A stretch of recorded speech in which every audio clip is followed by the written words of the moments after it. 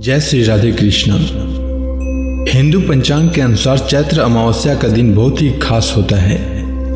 इसके बाद से ही नवरात्रि का पर्व शुरू हो जाता है। वैसे तो हर महीने में अमावस्या तिथि आती है, लेकिन चैत्र माह में आने वाली इस तिथि का विशेष धार्मिक महत्व माना गया है। माना जाता है कि अमावस्या पर पितरों का तर्पण करने से पितृदोष से मुक्ति मिल जाती है।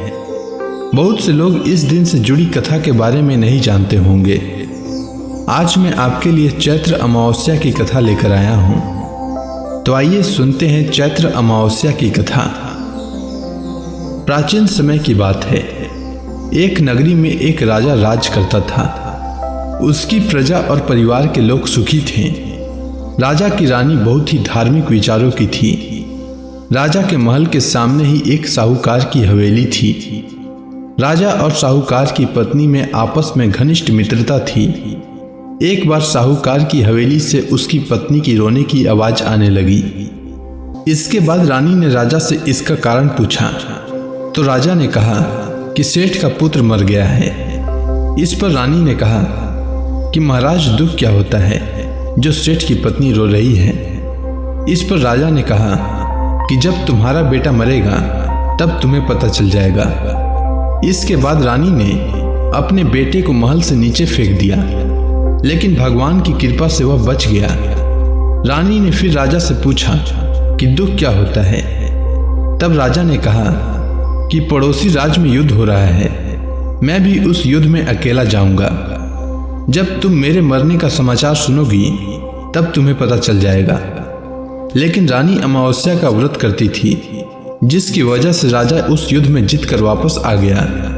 इसके बाद राजा ने रानी से कहा कि अब हम गंगा माँ के दर्शन करने जाएंगे। तब मैं वहां जाकर गंगा नदी में कूद जाऊंगा, तब तुम्हें दुख का पता चलेगा।